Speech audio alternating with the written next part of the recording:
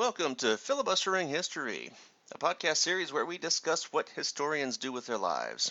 I'm Rob Denning, lead faculty for the history program at Southern New Hampshire University's College of Online and Continuing Education. Today I am talking to Dr. Seth Bartee, an adjunct instructor at the history program at SNHU and at a variety of other institutions, who is in the middle of a couple of publication projects. Today we're going to talk about his background, what life is like as an adjunct instructor and as an academic writer, and his advice for students looking to follow in his footsteps. I'm also introducing a new topic into the mix this week. I'm going to ask these visiting historians to recommend an item of historical interest to them. This could be a random fact, a book, an article, a museum exhibit, or anything else history related. So stick around. And for now, onward. What is your name and what do you do? My name is Seth Bartee. I'm an adjunct instructor in the field of history, PhD in American Intellectual History graduate from Virginia Tech in spring of 2014. And what is your academic and professional background? Yeah, so it's kind of interesting. My bachelor's and master's degree are sort of that history political science route. My BA was history and political science. Master's degree, straight up history, and my graduate advisor, my thesis director at that time, he was sort of on the brink of cultural and intellectual history, and I'm in my MA program and things are going pretty well, and he said, have you thought about PhD or doctoral work? And I was like, well, it's sort of a dream, but I didn't necessarily know if it was possible to do so. And so he recommended, he said, well, here's what I want you to do. Here's my plan for you. He said, I want you to sort of choose two programs to apply to, just two. And one was sort of a traditional intellectual cultural history program. And one was actually an interdisciplinary PhD program at Virginia Tech. And it just happened to be that Tech was a lot closer than the other school, and it ended up working out really well. So my background, depending on what context I'm in, how I'm sort of looking to sell myself, I generally call myself an intellectual historian, meaning I focus on ideas of, public intellectuals, writers, poets, but then I also have that cultural history background, and I've read my Foucault and Eugen Weber and cultural Marxist in the Frankfurt School. So, but if I really want to sell myself for the big job, I say I'm an interdisciplinary historian or an interdisciplinary humanist. So that's sort of the large background of Seth Bartee right there. So what are your research and teaching interests? Again, pretty broad. Research interests tend to be American and European intellectual. One of the great things about my program at Virginia Tech is that we were required to teach at least two, if not three fields before we could graduate. So I taught in the fields of history, humanities, and religious studies. So on the research side specifically, my dissertation covered the history of conservatism in the United States from 1953 to 2010. And at that point, I was telling someone the other day, I didn't know it, but as I was doing oral interviews in around 2010 or 11, I came across a group known as the Alternative Right, and have interviews and have a dissertation chapter. And recently someone at Oxford University Press found out that I had a chapter on one of the founders, and so I'm sort of revising it for publication. Teaching field's very, very broad. I mean, I have taught everything from Western Civ, Humanities 1 and 2, Sociology of Religion, American Government. At other schools where I teach specialized graduate courses in intellectual history. I've taught early modern Europe. In the fall, I'm teaching a methods course titled The Age of Fracture, where we'll look at sort of the 90s and 2000s. So there's a very broad background there. And I also, too, I wrote my master's thesis on John Dewey and his theory or conceptualization of history. And I did some work on Dewey at Virginia Tech, mostly Dewey and his aesthetics. So again, very, very, very interdisciplinary background on the teaching and research side. You've got me intrigued with your study of the rise of the right. My doctoral dissertation was somewhat tangential to that, I suppose. It was on the rise of environmental regulation in California while Ronald Reagan was governor.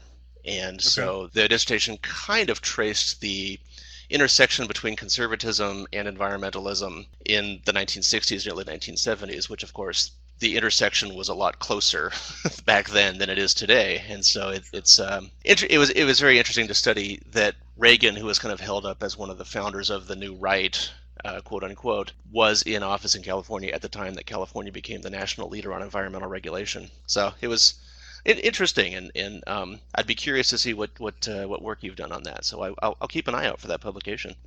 It's interesting to know too that Richard Nixon, right? I mean, here's the one of the they get the you've got the EPA and NOAA during that time created Yeah. during his presidency. So it's sort of there's an irony there, especially once we see the new right in the 80s. Yeah, and the theme that I traced in my dissertation was that conservatives were happy to regulate the environment when it comes to things like clean air, clean water. It's just that when environmentalists seem to go a bit overboard and start talking about, we can't allow development in this area because of this rare endangered species or something. At that point, the environmentalists seemed to overreach, and at that point, conservatives kind of turned away from environmentalism. I was able to trace that using Reagan's occasional newspaper columns and all that he would wrote in the mid to late 70s before he ran for president, and you could see that development in his writings. Is that back in the 60s he was all about clean air, clean water, but then he started kind of ridiculing, like the desert or the delta smelt, these fish that were holding up development of the waterways in California and all of that. So it's interesting to see that development happen. Nice, very cool. Yeah, and so you mentioned a minute ago that you're going to be publishing at least a chapter here. That's one of the things we haven't really talked much about in these podcasts yet, is the actual publication process for academic publishing. Could you go into that a little bit and talk about how that process works and how you have encountered that process? Yeah, so it's kind of I would say interesting. There are times I think one of the things I would tell people, a lot of times you hear that it's better to be lucky than to be good, right? I've been involved with the Society for U.S. Intellectual History almost since its creation in 2008, 2009. It just started as a blog. And it was the first conference I ever participated in as a result of being involved in that throughout my time doing MA and PhD studies. I was able to make several friends who got to know my work, even read my dissertation. And so one of those people, they'll have editors that'll come to them and say, hey, I'm looking for someone who has a chapter on this person. At this time, the person I wrote a chapter on is a guy by the name of Paul Gottfried. He's known as sort of being the founder of paleoconservatism. And my friend says, hey, I know a guy actually who has a dissertation chapter just sitting there on Paul. And so I'm revising it now, and I think it's publication overall. It's called something. It's something to do with the resurgent right, whatever the terminology they're going to use now to talk about it. And so, yeah, the most difficult thing about publication, and I think that a lot of students don't realize, I thought when I was an undergraduate, I thought, being a historian is going to be just like Robin Williams' character in Good Will Hunting. I'm going to sort of write and research and, go and hang around in Cambridge, Massachusetts. And I don't know if I ever thought I would teach an Ivy League, but, that was sort of that was my conception of what it would be like to be a historian. You were going to live Once you get into the mind and all of that. Yeah, I was going to do that, and Right. talk about Van Gogh and Picasso, and occasionally publish an article. But the biggest sort of difficulty in publication is not desire or anything like that, but it's time. I'm married with 3 children. I teach at multiple schools, which I'm glad to have those teaching opportunities too. But time is it's the difficult thing, because when I was writing my dissertation, when you're in graduate school, I mean, I think my load was 1 course per semester with a stipend. And so even though my wife and I weren't wealthy, we at least knew, hey, you teach these 2 courses per academic year, and the rest of the time you write and research. Well, and you've got time to go through the journals and go through the stacks and keep up with the literature, and maybe write. I don't know. I want to say I maybe wrote 4 or 5 hours a day. now it's difficult to get 4 to 5 hours a week. Yeah. So that can be the main difficulty. Finding the opportunity. I mean, if you're a go-getter, and this is what I tell my students, generally I think on the publication side, you can find opportunities, but it's having the time. Yeah, that's what I've heard also. My publication background is I've mainly been publishing in journal articles, or book reviews, which is a much smaller process than publishing a book.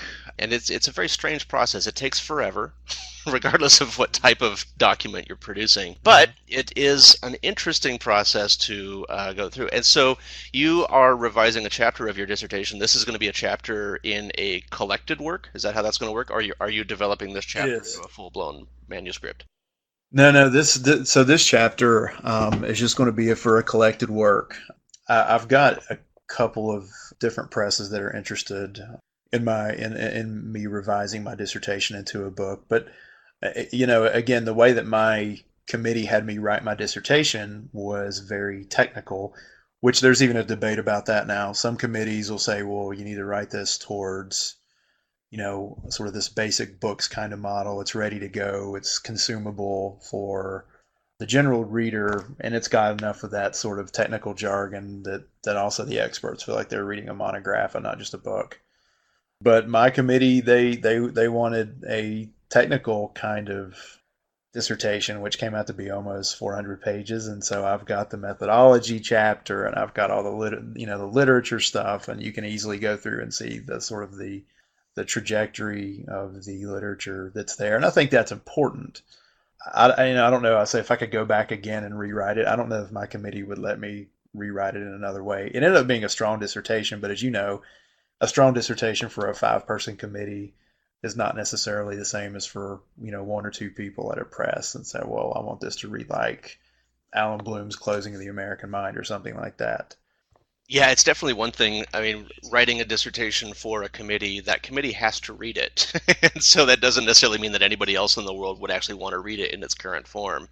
And so I have seen a lot of debate among historians lately who have been talking about how the American style of writing dissertations, where we write a very technical dissertation where we lay out the methodology and agonizingly lay out all of the historiography and all of that for the dissertation, but then once we go to publish it, we always have to basically just delete all that stuff because publishers aren't interested in that stuff. And so there has been kind of a fairly recent, I think, debate among historians about dissertations that maybe we should change the model a bit to try to go back towards the kind of publication ready type model like you're talking about. And I wish they would, because it's just unfortunate that they put that a lot of students have to go through the kind of rigmarole of the methodology and historiography and all that, and then they just have to tear it all away once they go to publish the thing. I think it makes a lot more sense to make it more publication ready to begin with.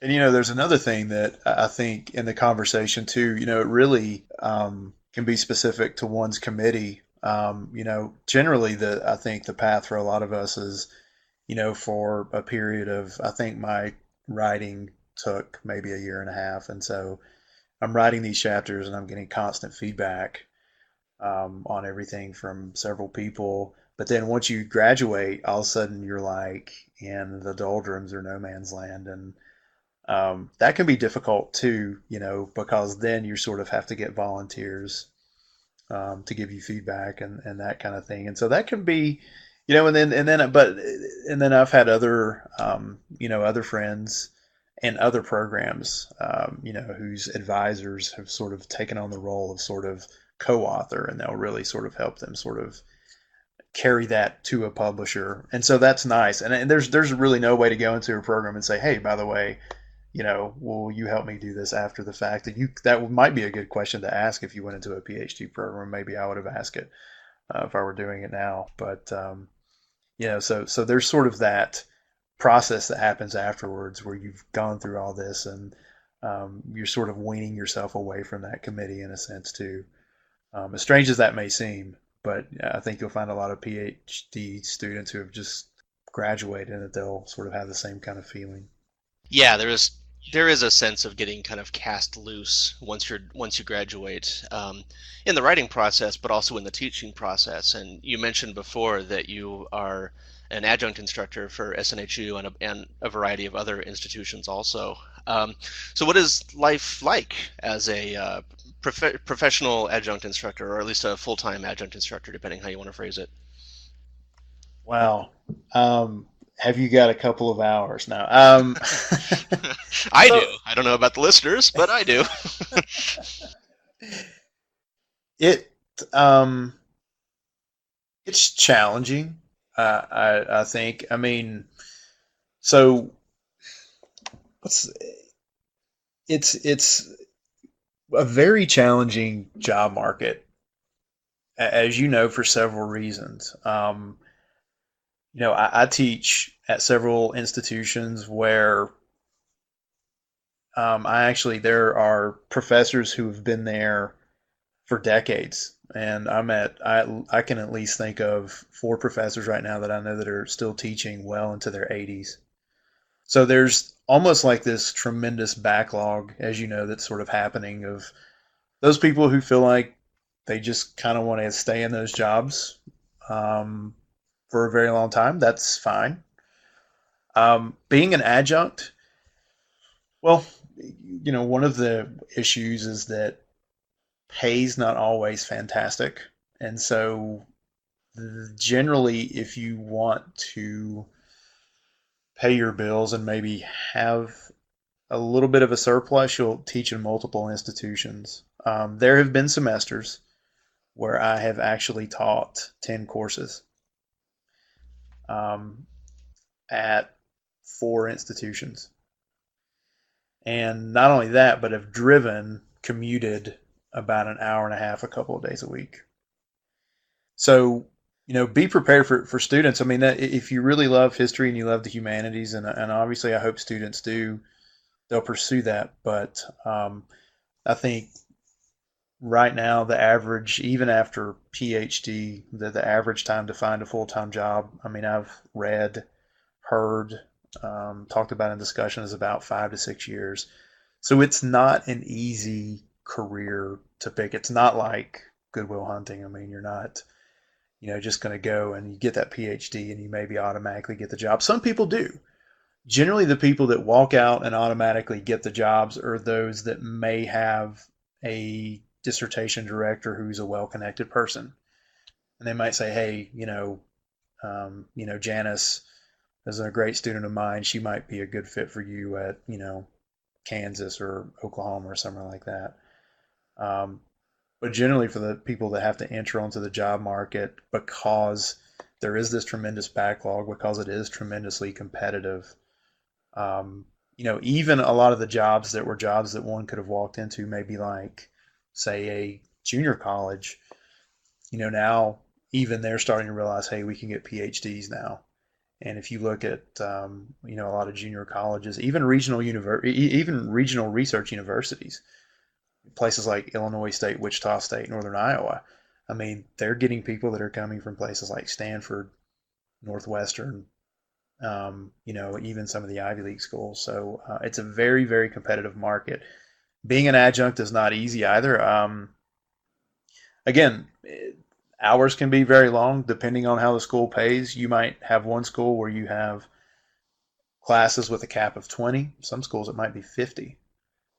Research universities, big schools, the Ohio States, the Michigans, they pay the best, but generally they don't keep adjunct folks on because they have a steady flow of graduate students. So most adjunct instructors will, head to smaller regional and community college schools and liberal arts. Again, if you really want to teach, and it's not bad, I like teaching. I like doing that. It's great. It can be very rewarding, but finding that sort of elusive tenure track job can be a challenge. Yeah, I did adjuncting for, I want to say 4 or 5 years after I graduated, and I did the full-time adjunct thing where I think my max, I think I taught 9 classes at Okay. 5 different campuses, so I feel your pain. Yeah. It's not glamorous. It's, as you say, it's a lot of work for relatively low pay, at least per class. I mean, if you're racking up 9 or 10 classes, you're doing okay financially, but you don't have much time to do much of anything. And so it is a very odd life, and it's unfortunately because of the job market, like you say, where graduate schools are still churning out graduates at the same rate they have since what, the 1970s, but Hmm. hiring pretty much tanked for tenure track back during the Great Recession, if not earlier, and has not picked back up ever since universities have realized they can hire adjuncts by the thousands and pay them Sure. pennies on the dollar. So it is a very frustrating and difficult job market, and I haven't heard stats lately on the length of time that it takes to find a full-time job, but those numbers you said sound right. And if it happens at all, and some people it'll happen right away, some people it'll happen after a couple of years, some people it just never happens because Sure. of luck or I don't know, lack of networking, or just it just doesn't work out. Um, It the other doesn't. problem that No. that graduates have, of course, is that sometimes the one job that fits for them might be 3,000 miles away, and you just might not be willing to get up and leave. So it's a very difficult job market. It is, and so Southern New Hampshire, if you get hired, is a great place to teach, as you know, and there's a lot of regularity. The supervisors are very, very good, but as you know, as being an adjunct, a lot of times, if you're in a place, they might cut budgets, or there's of course there's all kinds of horrible adjunct stories we could tell. I'm not going to tell any of those, Right. but We there's don't need to go down never. that route. You don't need to go down that route, but you just never know. I mean, right? I mean, your teaching load could change overnight. Yes. So you have to find classes fall, spring, and summer. I mean, you have to do that.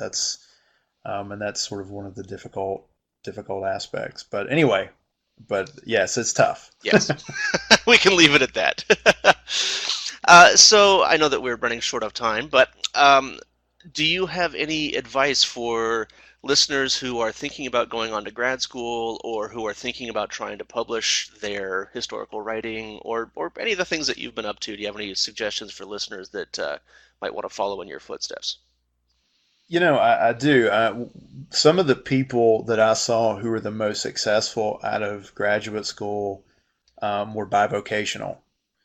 And what I mean is that, especially those that wanted to stay in the realm of higher ed, would intern in other departments, academic advising, human resources, um, even academic affairs. I had a friend who got, I can't remember what the position was, but his background was being a resident advisor, and somehow he was able to use his position as RA, and go on, and now he's dean somewhere after 3 years out of um, school. I mean, we graduated at the same time, and so I know that there's not a lot of time in graduate school, but if you can go and you can intern in another department, that's just going to be another feather in your cap. And again, that's generally not something that a lot of academics would encourage, just because they didn't have to do it or they don't think about it.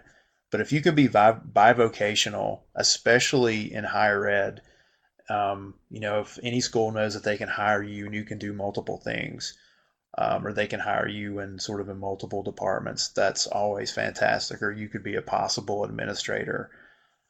Having that extra experience is Yeah, I always think that's great. yeah, that makes a lot of sense. And if you end up as administrator, a lot of administrators teach part-time, so you don't necessarily have to Hmm. walk away from your history training if you go the administrator route. There are lots of other opportunities Sure. you can do, and still scratch that history itch if you get that. Absolutely. Absolutely. I think for students, my Okay. recommendation always is um, for students, I always recommend, hey, the best way to sort of keep ahead of your field and make sure you're always in the publishing game, keep up with that historiography. If you can, I mean, if there's one journal you like, Modern Intellectual History, Reviews in American History, American Historical Review, whatever.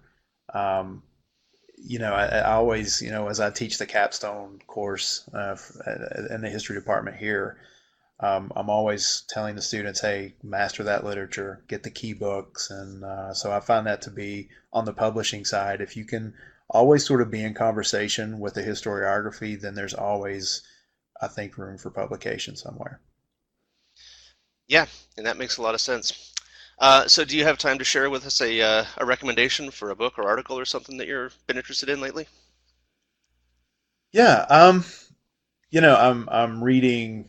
Well, I really like methodology, so that was one of the very strange things as an undergrad that told me that I might be a fit for a historian one day. I'm actually reading a technical biography on the historian Hayden White, who I'm sure you know, Rob. He's sort of um, one of these guys writing in the 1970s that really writes about the blurring between fact and fiction and postmodern history and that kind of thing. And one of the things when I was in graduate school, I read Hayden White's Content of the Form, where he talks about the importance of narrative, and he was one of the people that would argue against the sort of arch postmodernist Michel Foucault. And so I'm reading a really technical biography of him right now, written by a guy named, I think, Herman Paul. Um, so Hayden White, someone whose work I enjoy. If you enjoy, historical methodology, the philosophy of history, which those two can be either two separate or one and the same kind of things. Uh, Paul's technical biography. I say technical because it is jargon heavy. Um, Biography of Hayden White's very good. Yeah, I think, yeah, the students actually read a excerpt of a Hayden White writing in the History 501 historiography book. Um, Nice, I'm drawing a nice. blank at the moment on which book it's from, but yeah, it's all about. Oh, it's where they're talking about things like the fictive turn and Hmm. um, literature as. Oh, I'm drawing a blank. But anyway, yeah, we do read an excerpt from him in History 501, and he is an interesting writer, and that's really cool. Right. One thing that I've been reading lately that your talk actually reminded me of was it's a book called Strom Thurmond's America by Joseph Crispino. I don't know if you're familiar with it. It's Yes. relatively recent. I think it Yes. was just published last year. Um, Okay. but it makes the argument that sounds like it might be interesting for your side is that the study of the new right, according to Crispino, should be pushed farther back to include like Strom Thurmond and the Dixiecrats and all that back in the 1940s, because this is kind of the prototypical, the states' rights, small government, keep government out of our lives. I mean, there's always been that strain throughout American history, but Sure. according to Crispino, Sure. we really should be pushing the new right kind of literature and narrative and all that all the way back to the 1940s, as because it kind of got its start, according to him, as the backlash against desegregation efforts and all of that. So that's kind of, I think, Dan Carter and Lisa McGurr, and in my own work, I try to push. I actually push conservatism back almost as a larger anthropological framework, where I'm looking back as far as the Catholic Counter Reformation. So it's a definitely a meta narrative, Oh yeah, you're going way back. way back. We're talking Charles Taylor type stuff here, but but that's the great thing about history, and that's what we always tell our students, right? I mean, they always say, well, all this stuff has been covered, and I said, as we like to say here in the South, there's always more than one way to skin a cat. Like anyone, I've never skinned a cat, but I imagine if I were going to do so, there are limitless ways to do so, and in that way of history, just like with American conservatism, there's a lot of ways to tackle it. There's book history, there's the postmodern look, there's all the linguistic avenue, all kinds of stuff. Yep. And on the skinning a cat note, I will wrap this up and let you get on with your day. So All right. thank you Thanks for having for me. joining me today. All right. Well, thanks for having me. It's been a pleasure. And thank you to the listeners for joining us today. If you have any questions or comments on this podcast or suggestions for future episodes, please send me an email, snhuhistory@gmail.com. I'm Rob Denning. Thanks for listening.